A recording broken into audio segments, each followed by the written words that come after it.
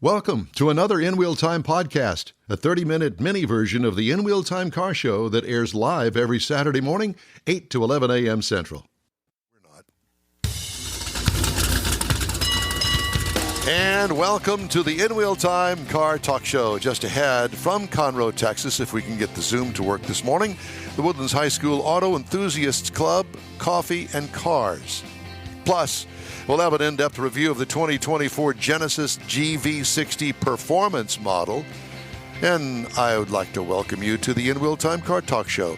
Along with Mike Out of This World Mars, we always need more Jeff Zekin. I'm Don Armstrong. Thanks so much for joining us on this Saturday. Well, we've spent 2 hours working on recovering from the Houston Auto Show here in the studio. And unfortunately, Mr. Mars is not connected us with Zoom yet. I think that he's working on all of that. There's a lot of weather in here. What did you say? There's a lot of weather in There's here. a lot of weather. It's very There's possible. a lot of weather in here right now. It's sweaty weather. We had to load in from the remote and get everything set back hunky up. dory. Hunky. Dory. That's it. Mm-hmm. So at any rate, I did want to start off with, listen, I've got a whole stack of stories. Why don't we start off with the elephant in the room?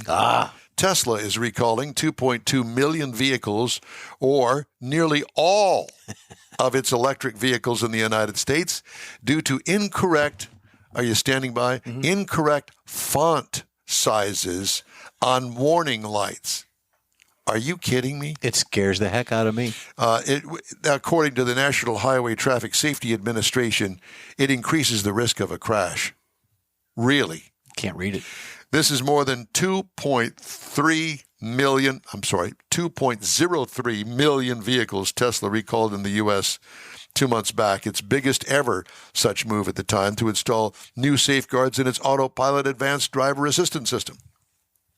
Latest recall includes vehicles across Tesla's various models, including Model S, Model X, 2017 to 23 Model 3, Model Y, and 2024 Cybertruck vehicles.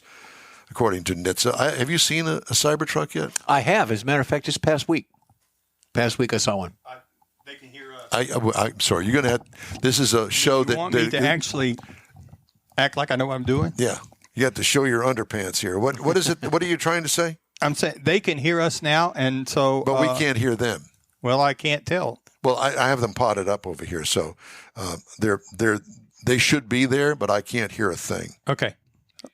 Okay. So as long as you tell me they're potted up, I'm good. All right. I'll be back. Okay, that's fine. So here's the Tesla news that I was also trying to tell you. The software update will increase the font size of the visual warning indicators for the brake, park, and anti-lock brake system. Okay, really? Download. Tesla has agreed to pay $1.5 million to settle a lawsuit filed by 25 California counties earlier this week, accusing the electric vehicle maker of mishandling hazardous waste at its facilities across the state of California. Really? But yet no wonder Elon is trying to get out of all of that and move everything to Texas. I'm sorry? Did you hear that? No. Now, would you stop interrupting me? You're messing up the flow here. We got a flow going, man. And Elon said Thursday the company will hold a shareholder vote to transfer its state of incorporation to Texas from Delaware. He's itching. Days after a judge invalidated his $56 billion pay package at the electric vehicle maker. On Tuesday, Delaware Judge Kathleen McCormick, it's with an A, Kathleen McCormick, called the 2018 share-based pay package the largest in corporate America, an unfathomable sum that was unfair to shareholders, and found it was negotiated by directors who appeared beholden to Musk. Oh. It's his company. Yeah. So butt out, lady. Musk's idea should he actually go through with the vote, is not without risk. Legal experts said Musk would almost certainly be sued by investors if he tried to move the state of incorporation to Texas, particularly if it was seen as a move to secure his pay package rather than obtain some benefit for Tesla. Wouldn't they have a better investment by moving? I don't know. I don't know all that legal hubbub stuff. Do you? No. I know nothing about any of that. I may not even be legal. Roughly a third of the people who plan to buy a vehicle within the next few years want dash cams in their next car, according to a study by Auto Pacific, an automotive marketing research and consulting firm. For auto enthusiasts, dash cams may be used to capture cool off-roading or racing moments. But for many everyday drivers, perceived safety is the major force behind the demand, according to Robbie DeGraff. I almost said dandruff. Robbie DeGraff with Auto Pacific. Videos from the cameras have become a social media staple. Of course they have. I love those, especially from Russia. Yeah. Well, we've been busted by Russia. We have? Oh, yeah. That's right. We have. Yeah. Stuff. We've been busted by Russia because we played music that wasn't allowed to be played in Russia. I'm ready to go to war. I am too.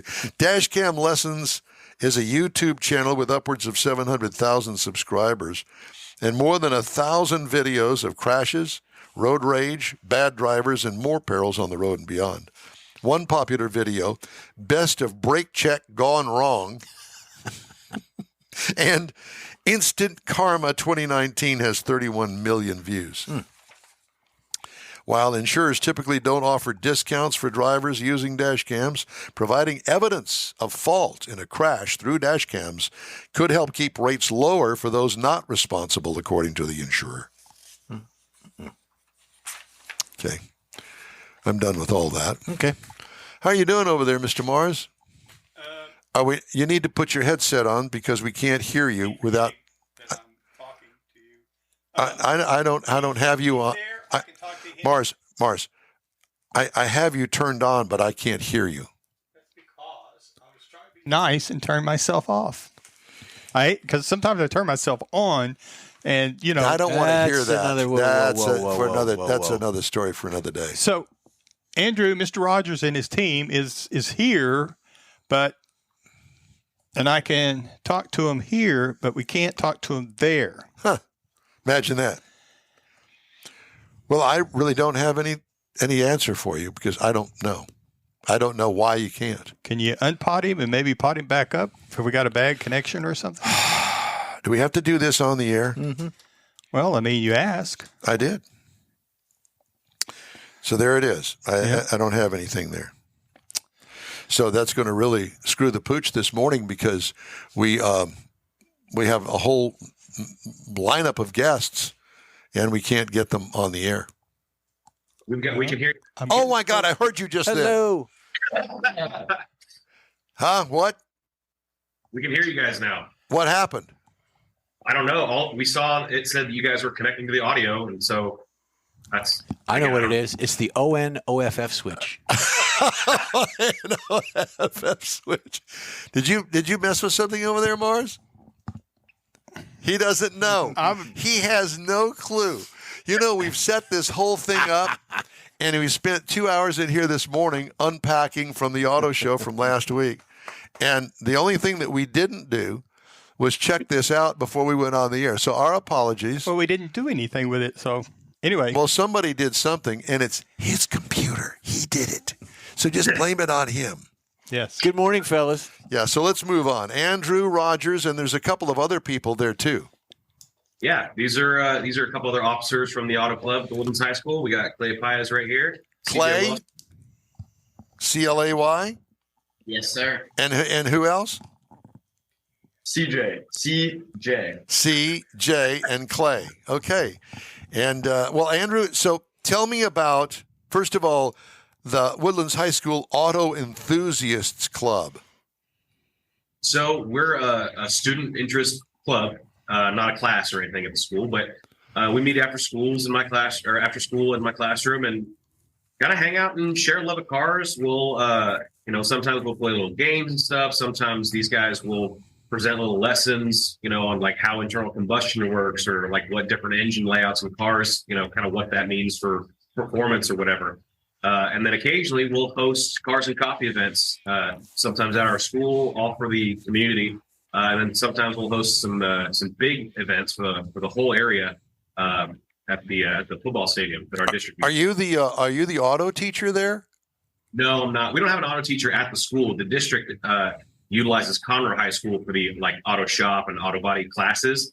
I teach U.S. history. I just love cars. So do you get together with the other schools to promote this, or to kind of get together and make it work?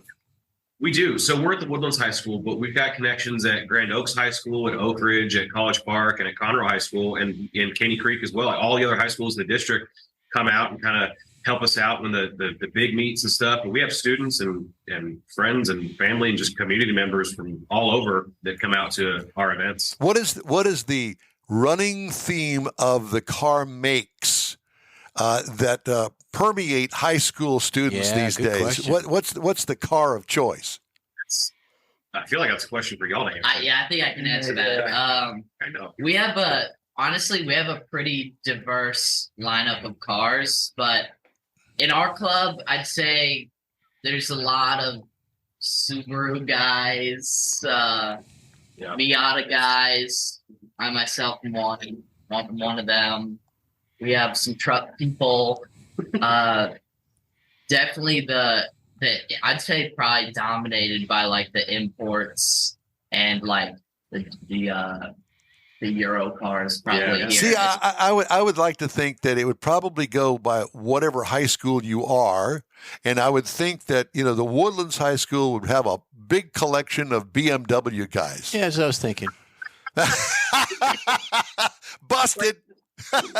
And I didn't know. I was just guessing. So there's no 396 Chevelles. No Chevelles. No Chevelles. No. No.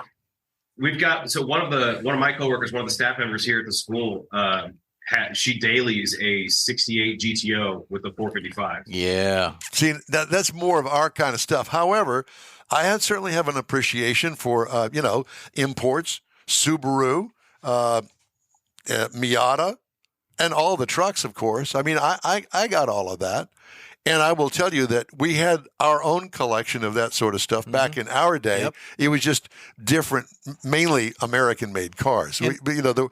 As far as imports were concerned, it was like, what in the world is that And thing? It all depends on where you grew up, too. That's true. Yeah. Yeah. So I got it. So let's just use your BMW as an example. What year is that? So I have two BMW E36s. One of them is my dad's now because I have it's just a different situation to go off of. But did you get in trouble? Was there trouble involved in that decision? Some mechanical trouble. Good answer. Turbo didn't work, did it? It worked too well. It worked too well. Yeah. So, but I have a 95 325 IS that's more of a track car. It's caged. It's got a lot of racing parts on it, really meant for the track. That's my dad's car now. And then I recently just picked up a 97 318 E36 hatch with a full M3 drivetrain swap and E36 M3 interior. Did you do all the work? No, so one of my good friends built that car way, way back in the day. So it's a full, everything is BMW in the car, so it's a really cool swap. But he had this car just sitting around, and he wasn't using it, so I asked him what he wanted for it, and now it's my new daily driver. So he's saying way, way, way back in the day. What are you, 18, 19 years old? What is way, way back? How old are you? I'm 17. Okay. 17. Uh-huh. So way back would have been... He built it in like 2009. I got you. Where did you get the car bug, CJ? Huh? CJ. Where did I get that from? Yeah. I passed down from my family. Passed down from your family. I mean, like your dad was a car freak or what? Yeah, so I grew up in my dad's 2002 Camaro, just on the highway. And me and my dad started building a 72 C10, so it just helped get me into cars. Gotcha. And so Clay, how about you? What got you into automotive? Definitely my dad. My dad has been probably like the biggest influence. He's been a car guy like his whole life, growing up. My parents had a E36 hatch, ton of BMWs. My dad used to race professionally, so I was kind of born into cars and racing. So is your circle of friends, both of you guys, are they from your high school? Or is it from like the community up there in the Woodlands? I mean, it depends. There's mostly people from our school, honestly, just because. We're such a big school. Yeah, our school is really big. I think our graduating class is like 1109. We're almost at 1,200. Yeah, 1,200. Yeah. Wow. That's awesome. Well, that was kind of like the way it was with me when I was in high school. It was a class of 1,000. And so, but with me and my friends, we knew people that were car people from other schools, and we did hang with them. But our little group, well, and it was little. There was probably about 6 guys from our high school and a couple of other guys from another high school that we met, I think, at the drag strip, to be honest with you. Do you guys ever do any drag racing? That I know it's all on the track. Yeah, Not yet, but we've really been wanting to, like, all of us get out to the 8th mile and, have some fun, but we definitely should do that. Well, you said you had a track car, so is that for a straight line racing, or you like the curve, the twisties? It's for, like, road course, Okay. Like Circuit of the Americas, MSR Houston, autocross car, so. Very cool. Yeah, that's fun. Okay, so let me ask your mentor over there, Andrew Rogers, about putting together events. So you guys do coffee and cars. Is it every Saturday, every other Saturday, once a month? How did that come out for you?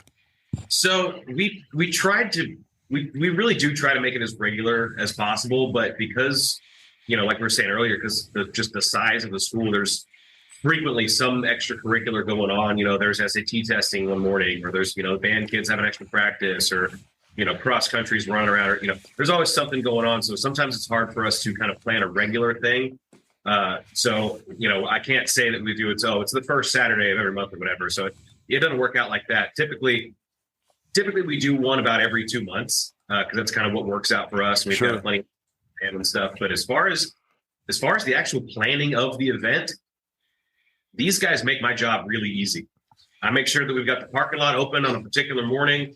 I put in the order for coffee and donuts, and then these guys get the word out. They design the flyers. They run the parking lot on the day, getting everybody backed into that correct angle, and it's really the kids. Honestly, they do fantastic. Typically, how many cars do you show up? At the usual meets that we have here at the school, I don't know, what would y'all say? Like the peak usually at the school is like 150-ish. Yeah. But dang, that's a lot. Yeah. Or something, it's like 50 to 100. Right. If it's a morning like this morning, you get some of the diehards that come out. But yeah. Well, let's not use this morning as an example because that's not very good. But so do you guys travel to other car shows? Let me ask you this: are you guys have any interest at all in things like Autorama? Oh yeah. Yeah. I used to go to Autorama. Yeah. Did you guys go to Autorama this year? I've been with my dad when I was little, and he's pushed me around there with a stroller. But we do that to Mike now. We do that to Mike Mars. Yeah, we push him around the stroller, put a helmet on him, and away we go. I was going to say, we typically go to other people's car shows. We don't have one of our. This is our car show, Right?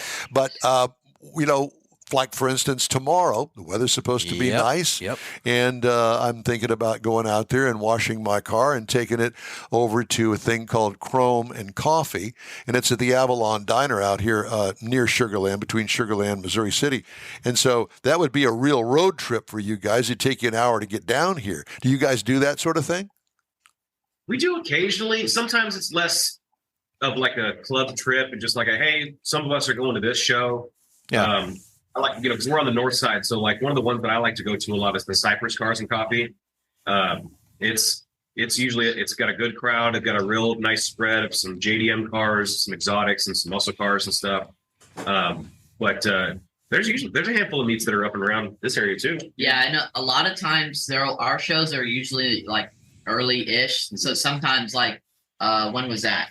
Where we will carpool or drive over to another meet, like after ours, like going to someone else's car show. Yeah, make a whole day of it. Yeah. We'll end our event at 11 o'clock or so. Then there's another one that started up at 10. So we'll drive a couple miles across town and go, support another group too. Cross town, yeah. Well, that's hardly cross town. Cypress is not that far away from you. Oh, no.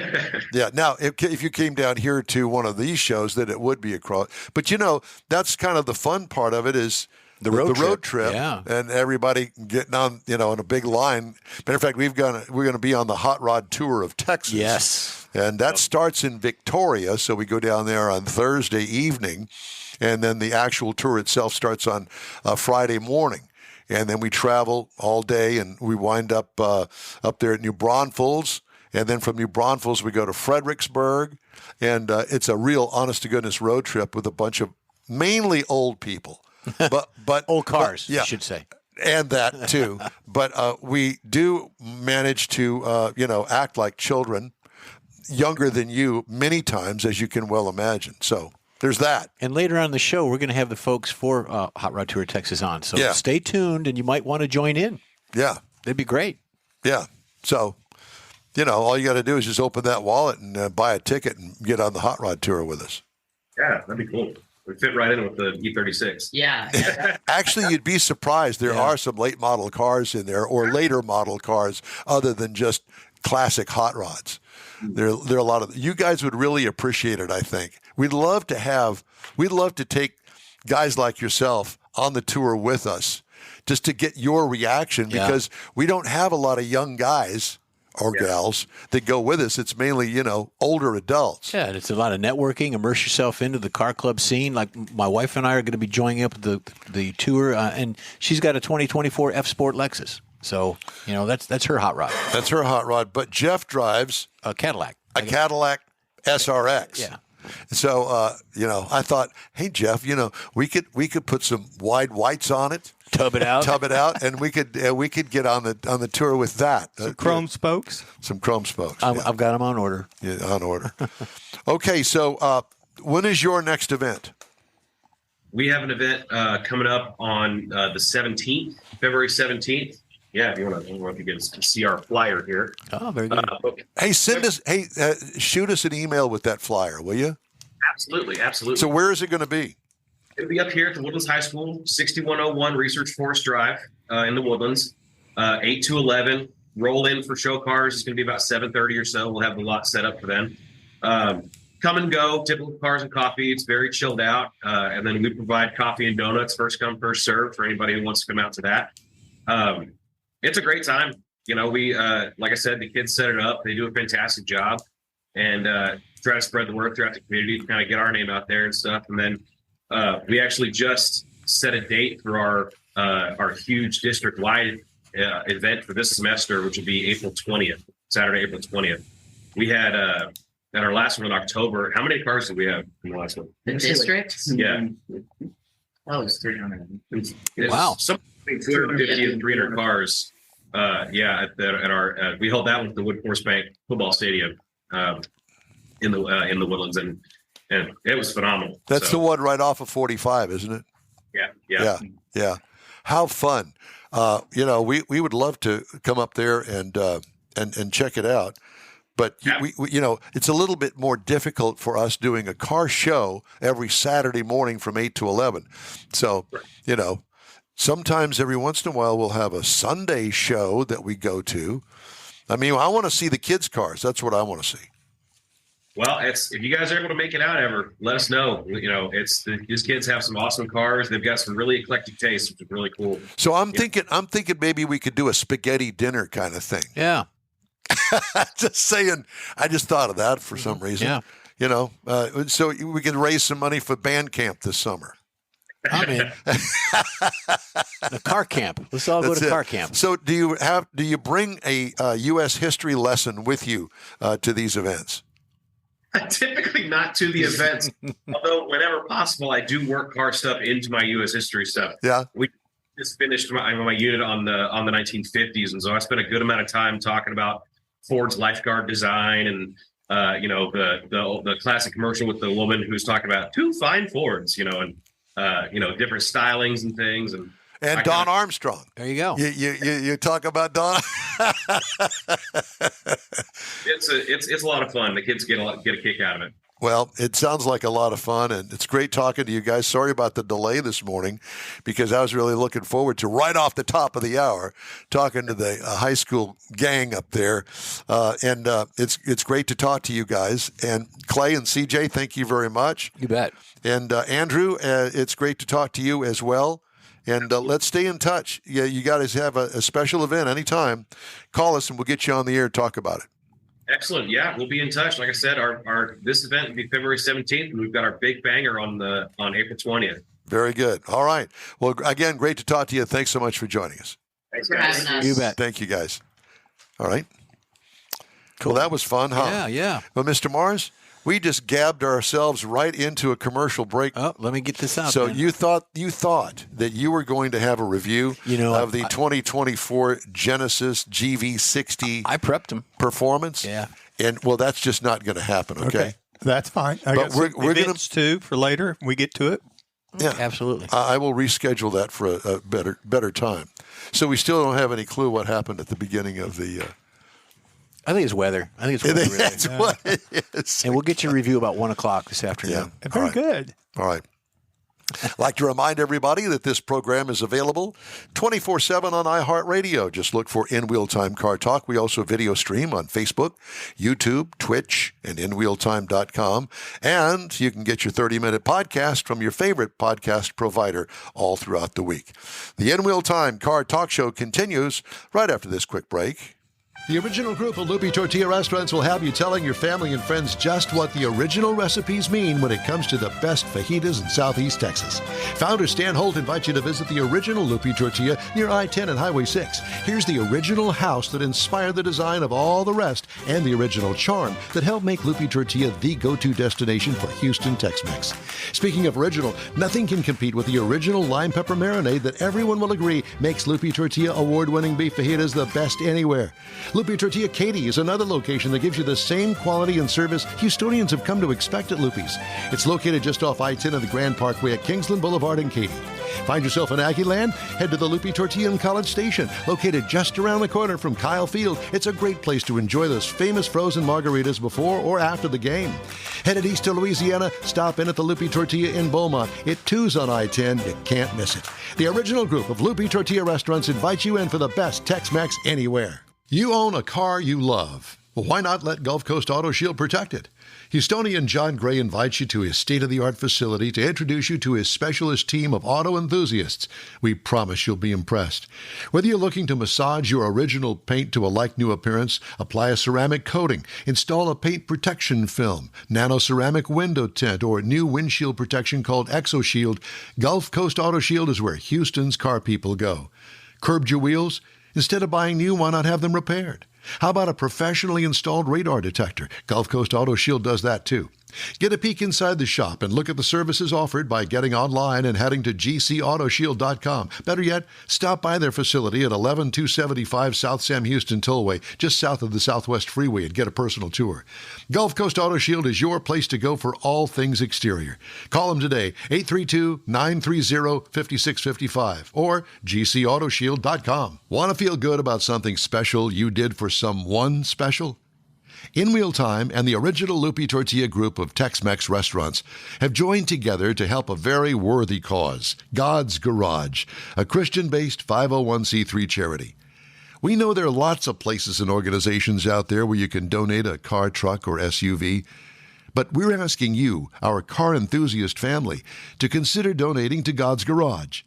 Visit godsgarage.org and learn about its mission, the women that have been helped, how each one is screened, and about their Restore You program. A car donation is an easy way to make a difference in the lives of others.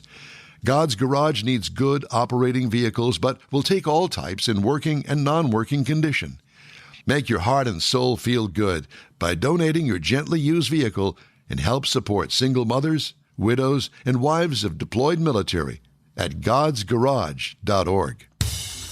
That's it for this podcast episode of the In Wheel Time Car Show. I'm Don Armstrong, inviting you to join us for our live show every Saturday morning, 8 to 11 a.m. Central on Facebook, YouTube, Twitch, and our InWheelTime.com website. Podcasts are available on Apple Podcasts, Spotify, Stitcher, iHeart Podcast, Podcast Addict, TuneIn, Pandora, and Amazon Music. Keep listening, and we'll see you soon.